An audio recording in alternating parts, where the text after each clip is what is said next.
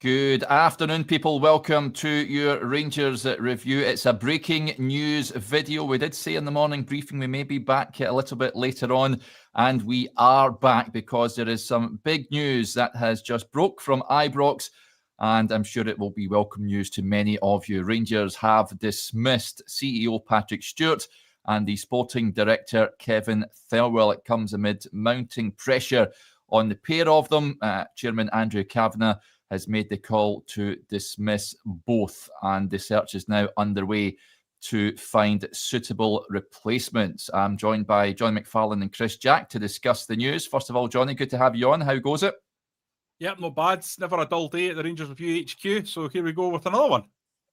Yeah, absolutely. And Chris has been a busy boy this morning. Chris, how are you doing? Easing myself back into matters after my week off. I think this is what I get for taking some time off. I missed the excitement of the financials last week, but back with a bang first thing this morning. Yes. Right, before we come to you, Chris, with this huge news, it's fair to say, you might have noticed the QR code on your screens, folks, if you're watching us on Facebook and YouTube. If you scan that code, you can access our Black Friday offer, 12 quid for the website for an entire year. And you can get stories like today's. We delve into the detail. So scan that QR code, £12 for a year subscription to the Rangers Review. We're practically giving it away. So that is the QR code on the side of my screen. Right, Chris, let's get to it then. What can you tell us? Andrew Kavanagh has pulled the plug on the pair of these guys. It's fair to say that they were underperforming. The Rangers fans wanted them out, and they've got the wish, the vast majority of them. I'm a bit surprised at Thelwell, I think. Patrick Stewart is someone I would expect to perhaps leave at some point in the near future, but to make the call on the sporting director as well, the pair of them, incidentally, is a big move by the Rangers hierarchy. As you said right at the top of the show, I think this is news that will be quite warmly greeted. Having a quick scan of the comments as we're speaking here, and there's not many Rangers fans saying that this is a backward step and that this is bad news. Like you, surprised that it's both. I no real surprise that Patrick Stewart has gone. Slightly surprised that Kevin Thelwell has gone at this stage, but you look at how things have built over the last few, not just weeks, but last few months. These two guys have been in the sights of the supporters for a long time. The Russell Martin appointment was the wrong one. I don't think we're being wise after the event by saying that. We all said that at the time.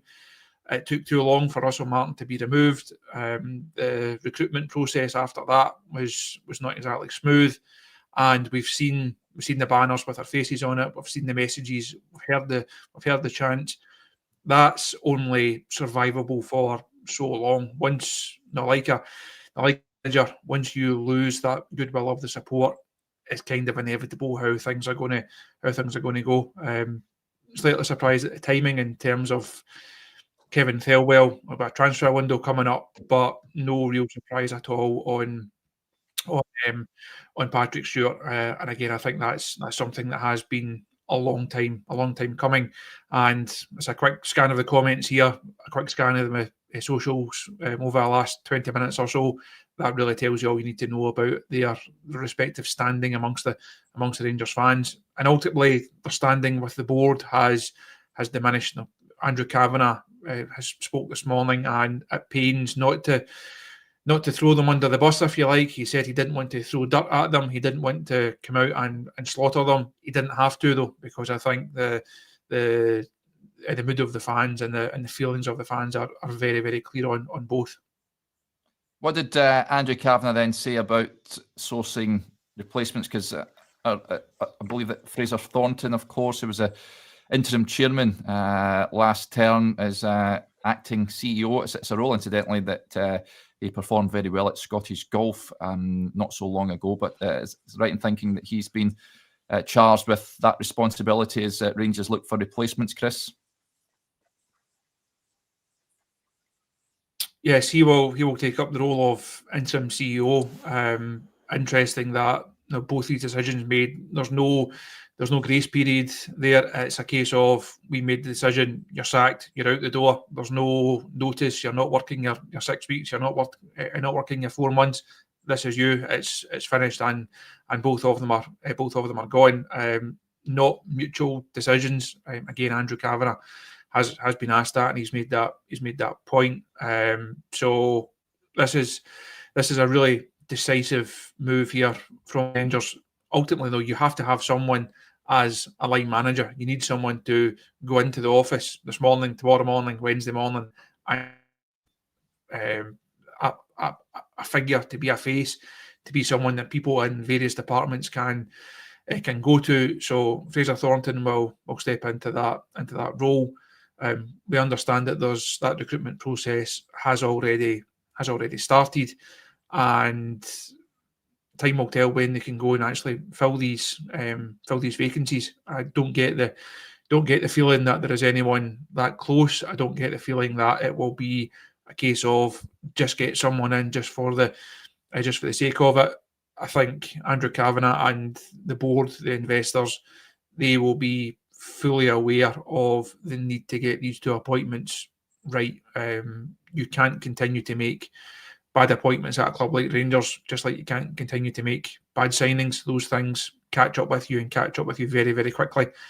So I think they will take a longer term, bigger picture view to make sure that the they bring in for both of these roles are the right men to really take Rangers forward. And Andrew Kavanagh in the statement provided this morning, speaking about alignment and why Patrick and Kevin were not aligned with where he has to find someone for both of those roles that is better suited to what Rangers need now.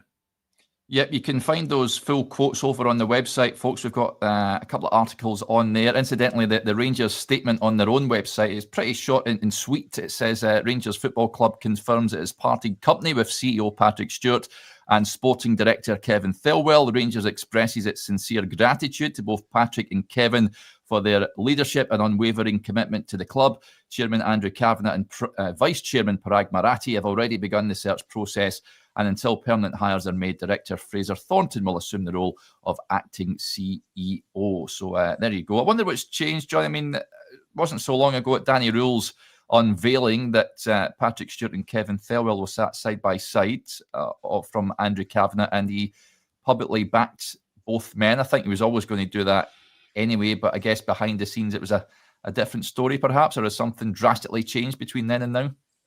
Yeah, well, that was the 22nd of October. And we're now on the 24th of November. So clearly something has happened.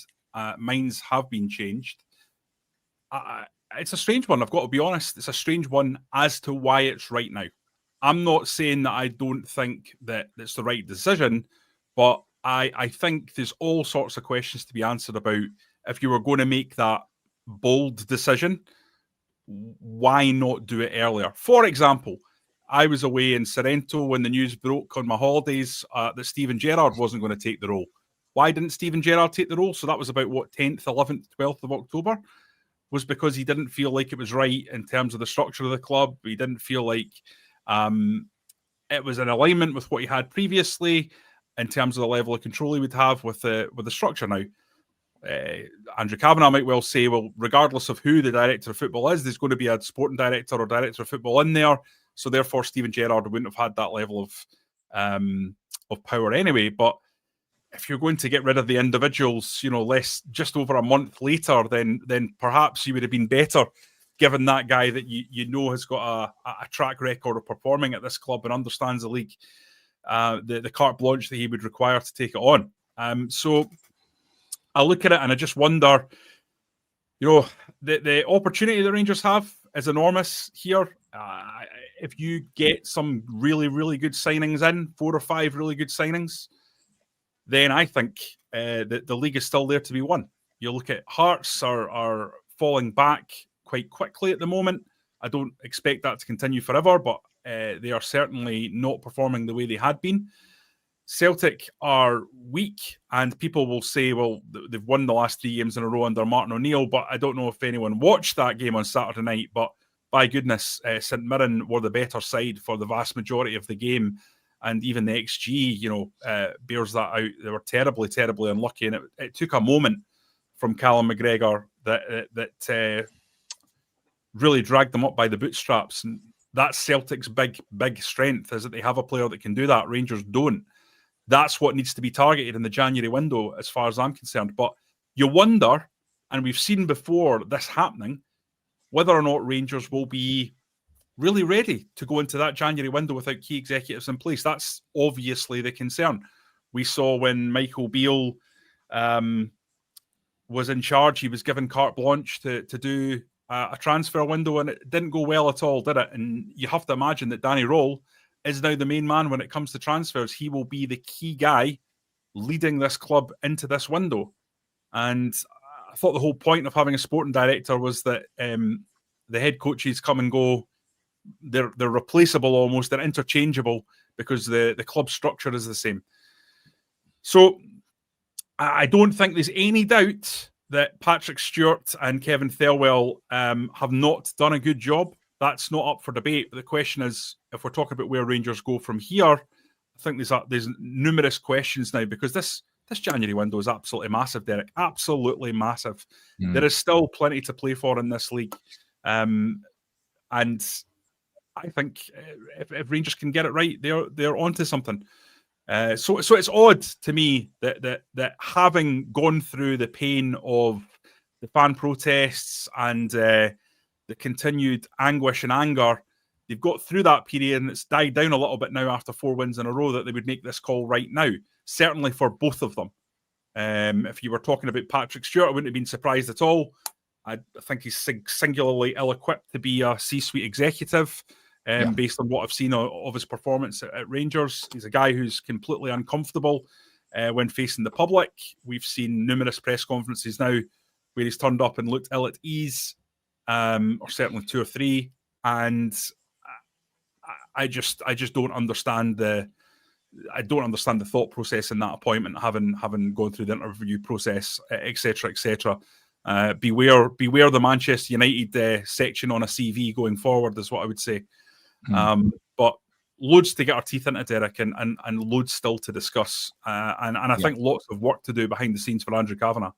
Yeah, now I'm conscious Chris has got a lot on his plate, so we'll bid you farewell shortly, Chris. I just wanted to get to a couple of points. First of all, Blue Nose Sparky says, just click, Chris looks a bit like Thelwell. That's something that's been said on a couple of occasions, that's for sure. If your career in journalism goes down the tubes, Chris, you can maybe be a lookalike at parties. I'm not too sure what parties you'll be booking Kevin Thelwell lookalikes right enough, but there you go. The point from Andrew says, I don't disagree with the sacking. A little confused about the timing, though. Why not weeks ago? And of course, Kevin Thelwell was able to bring in a number of guys behind the scenes that he's worked with before, including his own son, for crying out loud. I wonder what's going to happen with regards to them, Chris, on the timing front.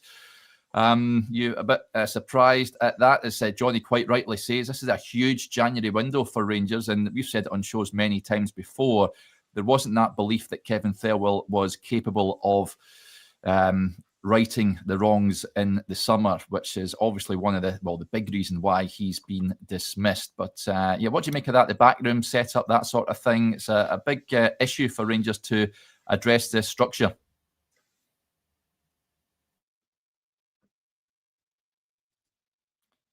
Have we lost Chris, perhaps? He is frozen in time there. Oh, have we got Chris back? As it stands, don't expect any. Oh dear, Chris, we're having technical problems. Oh, we're back. As it stands, don't expect any other departures. I think these two are the headline ones. They're clearly the biggest ones. So not expecting anything else at present.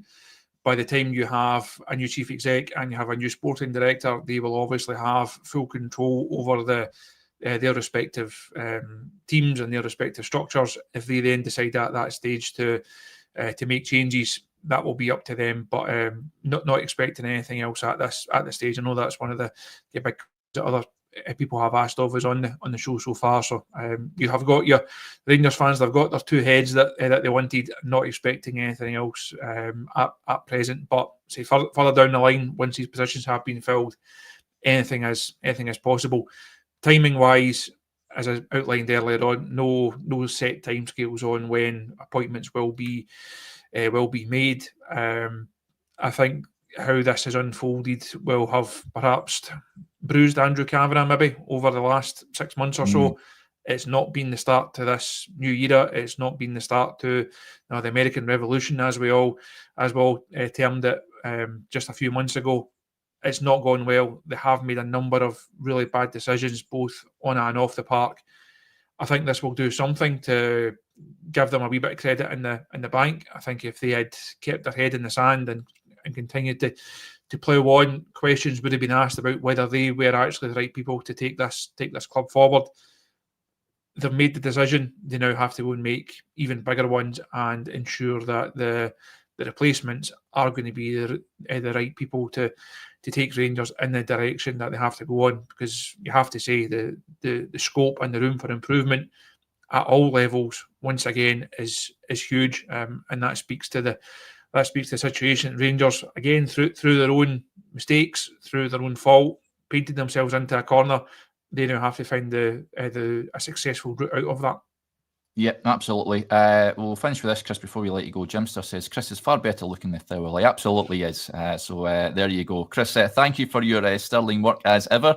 And you can find out all the latest news on the big news today, folks, over on our website. Chris is on the ball with that, so do go and check it out. Thank you, Chris. We shall bid you farewell, and we'll catch up soon. We've got a little sound effect. Yeah, we've got a sound effect now, so we'll just thank you, Chris. One of the new toys we've got, the Rangers review. So, now, folks, if you want to get your points across to myself and Jonny, please do so. I'm sure there are many of you looking to get your views heard. So, you have to be a subscriber to the channel to get your points in. So, please do so. But an interesting point we'll kick off with this from Ben. He says, surely they don't keep Purdy, Thelwell Jr. and the academy guy who was just confirmed, of course, last week from Wolves that came in. All these guys that have worked with Thelwell before, as Chris sort of touched on there. I think, can't see them all departing. Jonny, can you? No, I can't. And I think that's certainly what we've heard out of the club is that, these people are in jobs and are expected to continue on. And I don't think there'll be any further momentum. That's one thing. We'll see how it occurs over the next few weeks. As you know, Derek, if you get poached to another job and the guy that's poaching you is someone who you respect and you trust and you like, and you go to that job and that guy is not there on day one, you're probably going to have a bit of a double take as to what's going on and whether or not you want to continue. So we will see, and I will watch that with close eyes, because I think it's only human that you might expect to see something over the coming months. People might reassess their plans and reassess their long-term future, because people arrive at a job if they're not fans of the club, which I know many of these guys are based down south, and they're not coming here because this is the something that they see as the apex of their career. They're doing it for career advancement and because it's a good opportunity. Now, if that opportunity changes, then obviously the situation changes, the facts change. You just like anyone else, it's perfectly normal that they would reassess it. So I'm sure Rangers won't want to lose a whole bevy of people from across the club, and they will try to make sure that doesn't happen. But I think it's only natural that some of these people will be considering their positions, given that the guy who brought them in, the guy who they know, is departed, and Kevin Thelwell. Yep. Will Craig is a happy bear. He says, is it the 25th of December? Is Christmas come early? That's shared by many supporters who are very much enjoying their Monday afternoon, a lot better than normal. Craig with a point says the timing is really strange. Why did they not get rid of him during the international break? And James, just on the back of that, says Good thing is it's 5 weeks to play with till the transfer window opens, so should be interesting. I've got a theory about this, Yeah. Eric, about the timing, and I'm not in the know. I don't have any insight, but it's from publicly available information. Danny Rule was asked. Danny Rule, sorry, one day I'll get that right. Was asked about what kind of work he was doing behind the scenes to assess the squad and over the longer term, and he said that he had been doing that and had actually submitted a dossier, I think, last week, which rated each of the individual players in the squad with a green for go, an amber for not sure yet, and a red for no thank you. And I just wonder if that has not ruffled a few feathers, because Andrew Kavanagh was perhaps, being led by the football professionals in the building who have told him that this squad is better than Russell Martin was getting out of them. There was more talent there than we were seeing on the pitch. And perhaps Danny Rule has come in and said, actually, lads, no, there isn't a lot of talent in this squad. There isn't a lot of quality, and there isn't a lot of players that are good enough to cope with this league and the rigours and the demands of it. And I suspect that's what's happened, and I suspect that has led to a real toughening of resolve around these two at the top of the club. I'm sure they'll have considered removing one and not the other to try and give it a sense of a less chaotic decision. There's a vacuum there, but I think with Fraser Thornton able to step in, a solid individual that has done these kind of roles before in the past and is very experienced in business, they felt that they can limit the impact on the day-to-day operations. As I say, I can't imagine a scenario, though, where Danny Rule doesn't have more power today than he had yesterday, that doesn't have more influence over this transfer window. Yeah. And maybe that's a good thing, because the one thing about Danny Rule that we've seen so far, he seems to be a pragmatist. He seems to understand what this league is all about, what it needs. And I suspect that if the list of players that they were targeting in January weren't of a certain nature or a certain resolve, then Danny Rule wouldn't have been happy with that. I'm speculating based on that the knowledge that Danny Rule himself imparted, that he had delivered this dossier last week. I suspect that must have had something to do with Andrew Kavanagh's decision making. One thing I would say, Derek, and perhaps we can go into this in a bit more detail, and I'd be really interested to hear the comments. I want from people in the comments, what do they think Rangers should do? Because a lot of the time, Derek, I'll have a list of 10 things that I think anyone should do in any situation, because that's the way I am. I always have a plan and a strategy, and let's follow this, and I've got a clear idea. I do not have a clue where Rangers go from. I don't have a list of players to give you. Normally I would have, well, you need to sign that guy, you need to sign that guy, you need to sign that guy. A lot of the opportunities that came and went in the summer, Scott McKenna available for a free, Lawrence Shankland available for a free, players like that you could have brought in, they are now contracted in long contracts and are no longer gettable. So I'm not sure what you do in January. I'm not sure who stands out as players that you need to go and sign. I'd love to know some players from this league that people feel could come and do a job. I don't think there's that many. Personally, if I'm Danny Rule, I am now looking at Wales internationals, Northern Ireland internationals, England internationals above a certain amount of caps. Scottish players who are not based in who are not based in Scotland, who might be available, and trying to go backwards from there. Can we get some Scottish internationals in? Can we get some Scottish players into this building? Rangers need a core of players who can drag them up through the bootstraps, who understand what it means to play for the club, who understands what it means to the fans, who can come in and give them that backbone of at least normal levels of performance in domestic games, and that's not going to be easy. It's not going to be cheap, but other than going out and trying to find almost like unpolished diamonds in leagues that Rangers haven't previously looked at in the way that Niels Coppin did, I don't really have an option. That takes time. That's the problem with the Niels Coppin method. You need to have a really good coach that can get the best out of those players while they develop. Steven Gerrard was able to do that at Rangers. Nobody has really been able to find a way to make that work since. I don't know what you think, Derek, in terms of, does anyone stand out? Do you go and try and get Connor Cody again? He's hardly played at Wrexham. He's been a disaster at Wrexham. I think, I think that ship has sailed. I get your point about experience. I was actually thinking, I was walking the dog the other day there, and I was thinking I'd actually bring in, just for short term, Goldson and Balogun back, just to sit them at the heart in the heart of the back line. See out 6 months. That won't happen, of course, but that's what Rangers require at this point in time for me. I think there is something, Derek. Like, people won't like that. Like, Balogun should not have been let go. Like, I know he's injury prone, but he's better than any of the centre halves that are there at the moment. Balogun is still the best centre half of the club. Connor Goldson is. They're both better than what Rangers have at the moment. And I'll challenge anyone who disagrees with that. I think. I mean, the reason that Connor Goldson left Rangers was ultimately his salary. I'm not saying that's what should happen, but guys like that, I mean, there'd be a step up. You mentioned there about the signings that have come in, Jonny. Yeah. Everyone apart from Gassama, I think they've been downgrades, haven't they? Yeah. I think the reason that players that have played for the club before are attractive to Rangers is because you know what you're going to get. You know that at the very least they can cope with some elements of this club that are so challenging that other players struggle with.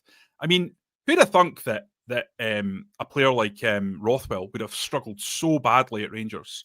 A guy that's been in the Premier League, that's comfortably handled the Championship throughout his career, has had a big money transfer. He just looks singularly unsuited, doesn't he, to the challenges. And so many people I know who watch English football, really thought that Rothwell was a player that could come in, age 30. He's a long way from being past it. He's quite a tall lad. They said he'd come in and do absolutely fine at the very worst. So it's very surprising, but it shows you the underlying demands to come to Rangers and what you need. Yeah, it's all about opinions, of course, on this show. Alan says, as ridiculous statements go, that's top drawer. So I'll take that as a compliment, Alan. Thank you for that, for my Goldson and Balogun suggestion there. But Rangers, think defensively. And we talked about it on the show this morning. The chance creation from Rangers was highlighted on Saturday, and the lack of Rangers lack a cutting edge up top. They don't have enough players there with that killer instinct, and you can bank on getting you upwards of double figures in goals and goal contributions a season, and that is something that has to be addressed in January. Again, you mentioned that the sort of the lighting system there, Jonny. I'm sure that Daniel has seen that with his own eyes. He's not daft, and he'll know himself that he needs reinforcements in that area of the pitch. The top end of the pitch is a disaster, Derek. There's no beating around the bush. Chermiti for that kind of money is just a really, really awful signing. And if we're being 100% honest, if Chermiti was a £2.5 million signing, we'd probably be saying the same. Yeah. So when we're talking about an £8 million signing, really, really is damning that. And I think ultimately what did for Kevin Thelwell was two things. It was Chermiti, and it was the fact that he hired Robbie Thelwell, his son. If he hadn't done those two things, I don't think he would have been getting chased out the door. I think people would look at the signings that came in, and a lot of them had links to Martin. And most people would be reasonable in the fact that the way that this all came together very quickly over the summer, and mistakes were obviously going to be made in terms of the transfer window. But the level of mistakes that were made, if you look at players like Asgard coming in, just never a Rangers player, mate. Never a Rangers player. I agree. Asgard, he's got all the skill to be a Rangers player. He's got the physical quality to be a Rangers player, but he lacks the main thing that you need, which is heart to impose yourself on a game week in, week out. And he doesn't do that. He disappears down a trapdoor. He doesn't have the personality for it. He's got the quality, he's got the skill, doesn't have the personality. And again, that comes down to having people within the building that understand what that looks like. I think some of the scouting does require a bit of that. People who understand what a Rangers player looks like and what it takes traditionally to come in and deal with the pressure. I always remember, people look at John Brown and they think, oh, like, it's just a big Rangers guy, he's just Rangers through and through. But actually, John Brown used to do a great scouting job, was trusted by Walter Smith to do that. Yep. And he would go and he would look at a player and he would give you that kind of that very Rangers specific view. Can he cope? Does he have the personality? Yeah. I'm not advocating bringing John Brown back as a scout. I think that maybe the time's gone for that. But I do think there needs to be an element of looking at these specific demands at this club and whether or not, and how the club judges whether or not a player will fit to those demands. It's not just technical, it's not just tactical, it's not just physical, it's all three combined. And, John Bomber Brown looked at a game where he was there to see someone else, and he had one look at Carlos Cuellar and said, that's the guy. And he was the guy. So, you don't want to be anachronistic about it, but there are times that you need to be cognizant and aware that this club is special and this club is different. And I think this entire period with bringing in an outsider football director and an outsider coach, it's absolutely underlined that, Derek. This is not old guy yells at cloud stuff. It's absolutely at the core of Rangers. A requirement to deal with the specific idiosyncrasies of this league in the players that understand what it's about. This is all important stuff at Rangers, important at Celtic as well. It's a very specific situation up here in Scotland. And I think the club needs to get back to that a little bit. And maybe with what Andrew Kavanagh said about, these two being good guys, good operators, but maybe not what's needed, perhaps he started to understand that himself. Yeah, now I'll read you some of his quotes shortly, folks, but some interesting points that are coming in. Just on Kevin Thelwell and his mistakes, I totally get your point. I think Chermiti, red flag. Appointing his, I still can't believe he sanctioned that, but appointing his son, red flag. You know what? Can I just say one thing on that? Yeah. I don't blame Thelwell for that. I blame Patrick Stewart for being weak-willed and lily-livered as a CEO. Patrick Stewart needs to step in there and save his employee from himself. Derek, Joshua, as you know, is the editor of the Rangers Review, and I'm above Joshua. And if Joshua came to me and said, Jonny, I'm going to appoint my brother as my number 2 on the Rangers Review, I wouldn't allow him to do it. Because there's professional standards in business, and you don't just appoint family members. Yeah. So Patrick Stewart has to step in and say, oh, Kevin, I'm going to be cruel to be kind here. You're not doing it. Yeah. And it's as simple as that. Yeah. So I don't blame him for thinking his son's the bee's knees and fantastic at his job. I think we all look at, those of us who have kids, we all look at our kids through a sort of rose-tinted light. But that's Patrick Stewart's job to stand up and tell Kevin the tough news that his son is going to have to go elsewhere. Yeah. So totally get that. But the point World Greatest D says Martin was the biggest mistake of all. Yeah, it was over that as well. So we can't forget that. As well as if anyone uttered 25-8, then I would be immediately thinking about dismissing whoever that was. I don't know. You've just seen The Office too much. You automatically go to David Brent. Even Brent never had the audacity to utter that line. Just completely ridiculous. But there you go. Just on Stewart, there was a point that came in. Stewart was in the wrong movie. He wasn't a great communicator. Absolutely. In fact, you mentioned Fraser Thornton there. I was surprised Rangers never brought him in. He's a much more qualified and better CEOs, get much more experience in the role than Patrick Stewart had when he was appointed. I had a short spell at Manchester United, but he's a numbers guy. As you touched on earlier, he's not a good communicator. And press conferences, he looked like he just wanted to disappear. And I think there was a number of notable incidents during his time at the club, about a year in the role, where you're thinking, listen, this guy's Derek, so out of depth. Every single one of us that has covered Rangers for a period of time could fill a 5,000-word article with stories that we've heard about Patrick Stewart in that role. Yeah, that's just the truth. There's so many stories that have been doing the rounds about poor communication, not getting along with people, handling situations badly.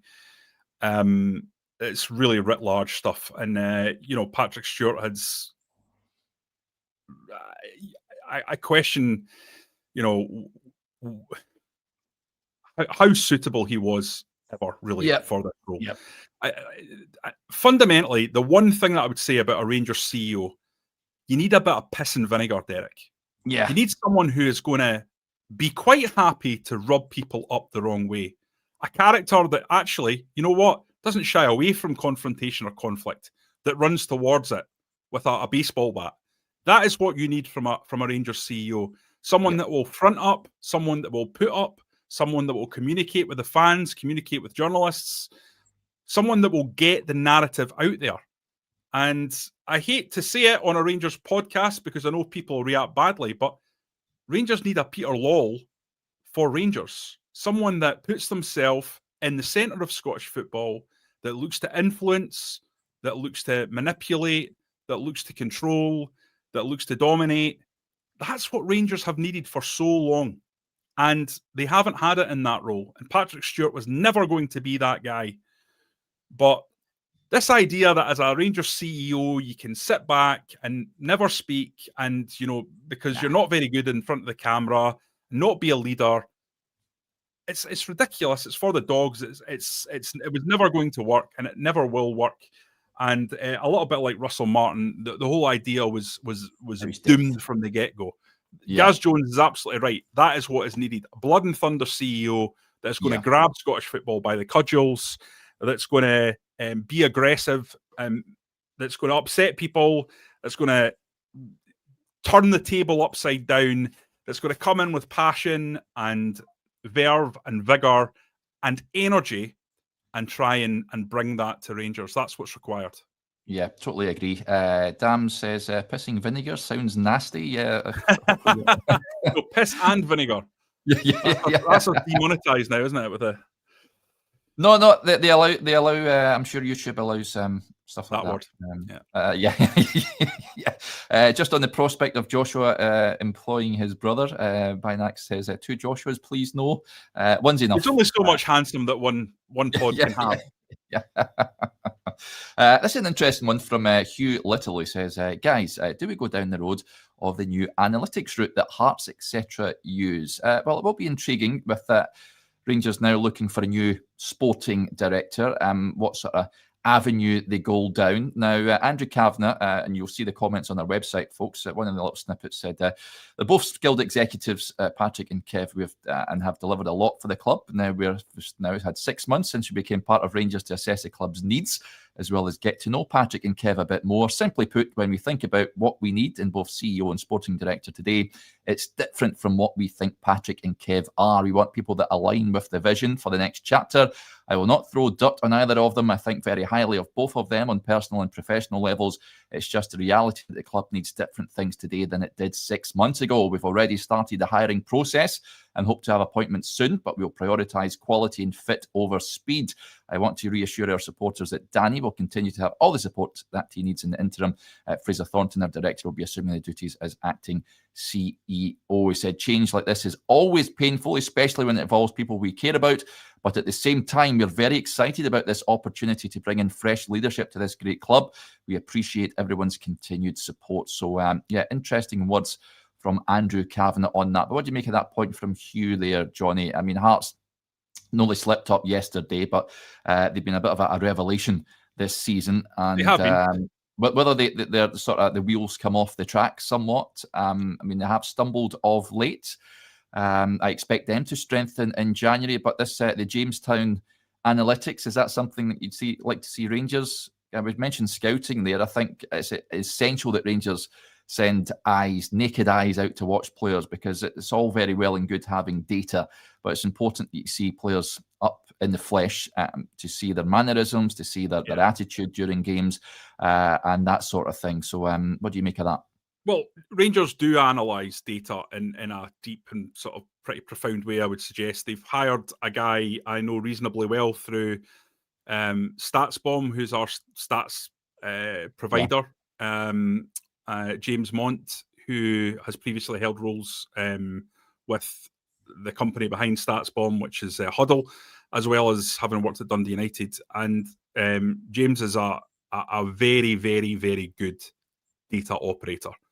And I'm sure that as time goes on, Rangers will be looking to use his skills to further move into the data sphere, as every big club has to and every big club will.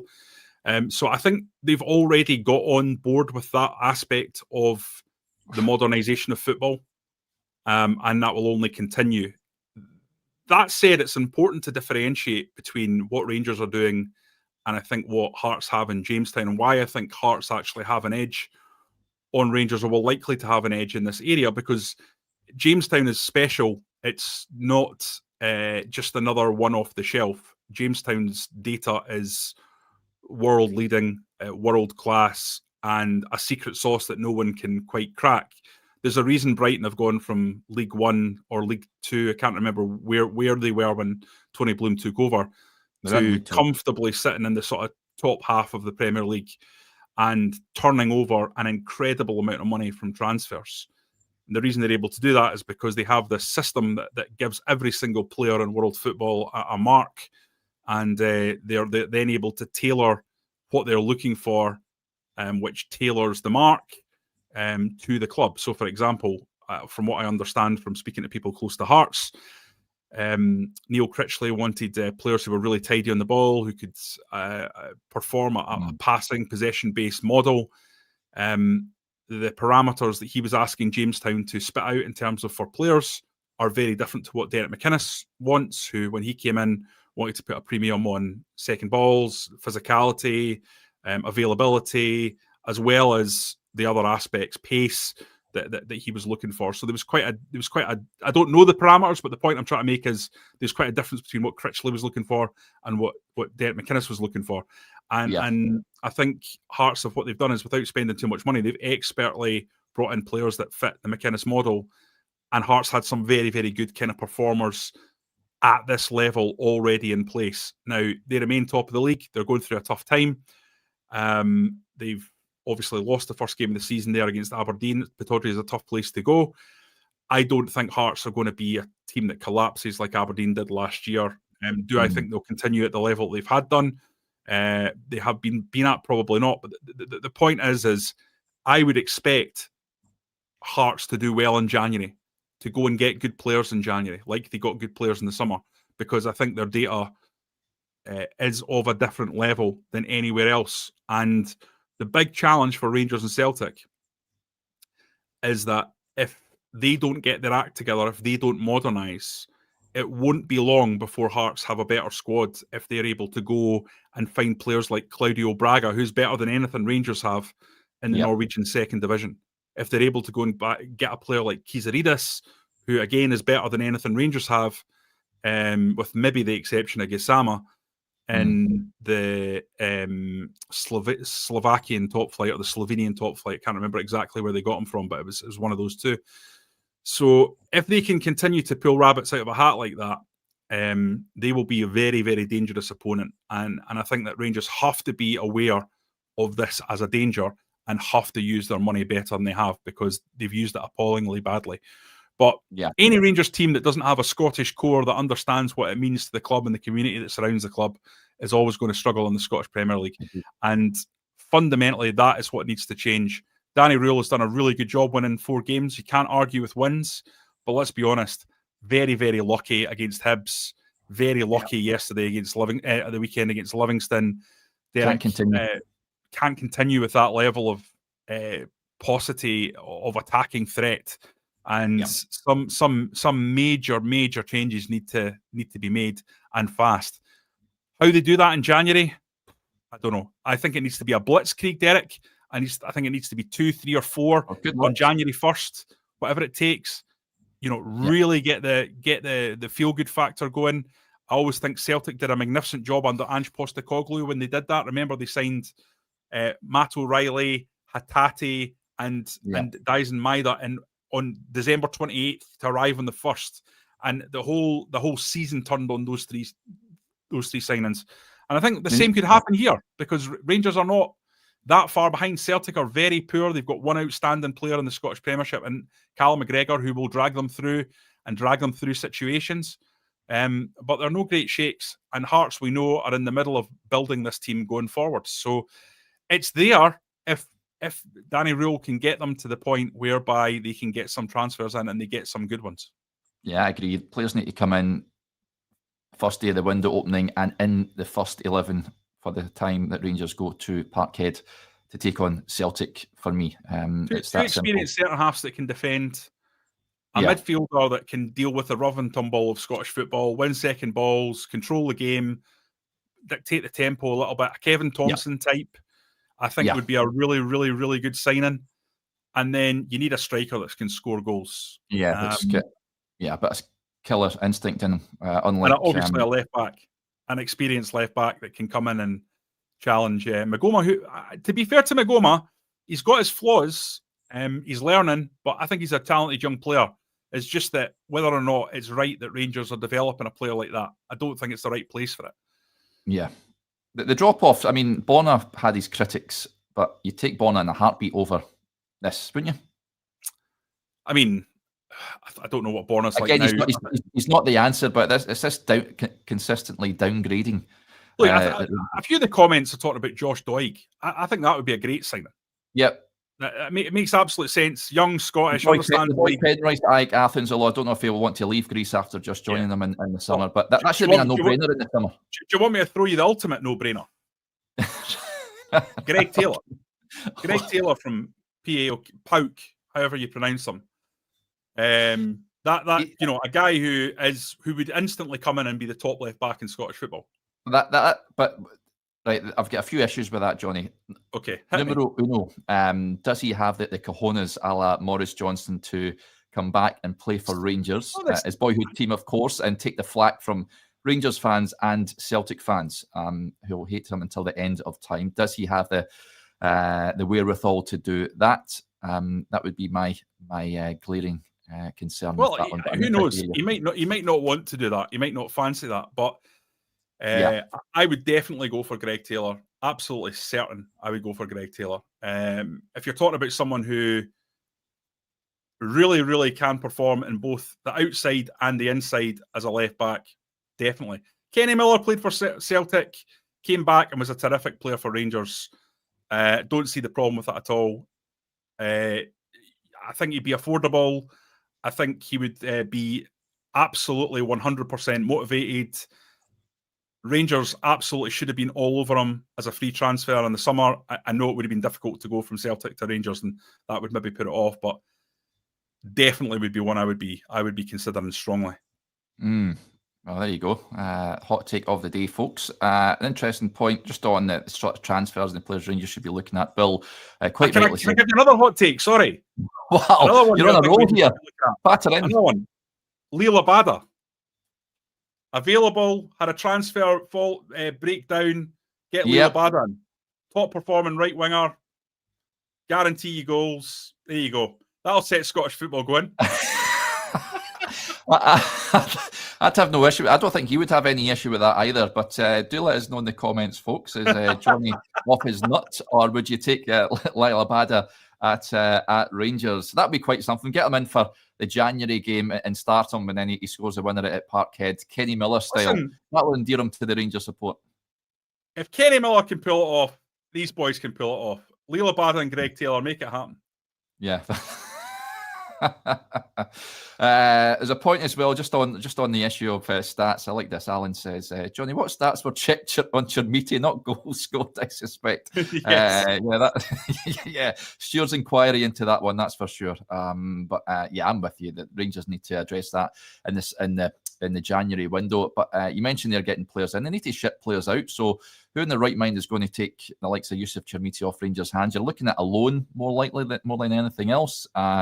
Bojan Miovski has been disappointing as well. Danilo is there. I think I'm quite happy with Danilo as a squad option, but Rangers need probably two proper strikers in January, I would say. And that requires money to be spent, and probably a substantial amount of money. So I think I would be putting Chermiti on loan. Send him to I'm off my nut, yes. Well, it's not the first person to say that. I think that might be my wife, Derek. So Chermiti, I would send him out on loan back to Portugal. I think that's the best thing you can do. Hopefully he can go out there and perform. I don't think he's going to offer much to Rangers. Let him go to a league where he's performed and can perform again. Obviously, that's where he got his move, isn't it? So, Sporting Lisbon. It wasn't through goals, but it was through performances. No. So maybe he can go back there and perform. In terms of Danilo, Derek, it's really frustrating because I think Danilo's got a moment in him. You saw that wonderful goal against Hibs. What a terrific brilliant fight that was. But he just doesn't do it often enough. And he's had a reasonable amount of chances now. I feel bad for him because I think you've got to say that probably that injury has really diminished him. He doesn't look maybe like he was the player that he was back in Holland. And again, I think Danilo is someone that you maybe have to get out on loan and get him performing and get him playing week in, week out. So he's got the opportunity to maybe regain some of that confidence that got him a £6 million move in the first place. But he absolutely does not look like a £6 million player, never has for Rangers. And certainly Chermiti is miles off it. Miovski, look, it's not been great, but I thought he was good against Livingston, and the way he performed for Aberdeen, I know it was often against a high line, he performed well. I would keep him around. I think there's something there with Miovski that there probably isn't with the other two. Yeah. $6 million doesn't really get you that much in today's game. But I did say at the time I thought Rangers overspent on Danilo. But yeah, he's just been very unfortunate during his time at the club through injury and what have you. So yeah, but I would be keeping him as a squad option, that's for sure. Right, folks, I think we'll probably call time there. But the big news, if you are just joining us, where have you been? Rangers have made the decision to sack not only CEO Patrick Stewart, but the sporting director, Kevin Thelwell, amid mounting pressure. You can read more on that over on the website. If you've not subscribed to the website, now is the time to do so due to our Black Friday offer. And you can see the QR code in the corner. Scan that with your phones, and then you can sign up. £12 for an entire year. Johnny, you look like you've spotted a funny comment there. Oh, I'm just having a look at the reaction to some of these comments. It's quite funny. I think the consensus is that I've either been smoking or drinking something, Derek. Yeah, well, which I don't blame you. But yeah, everyone's early in the morning for that, lads. Yeah, people have got a spring in their step on this Monday. I always love an office reference. James Butler says Elvino will flow. I'm sure it will for many players out there today. But yeah, we'll wrap up there for now. But yeah, go and check out the pieces over on the website, folks. Make sure you're up to date with all our social media accounts as well. If there's any developments with regards to replacements and what have you, you'll find out first at the Rangers Review. But a big thank you to Johnny, and thank you to you all for tuning into this breaking news show. And we'll be back tomorrow morning. Bye for now.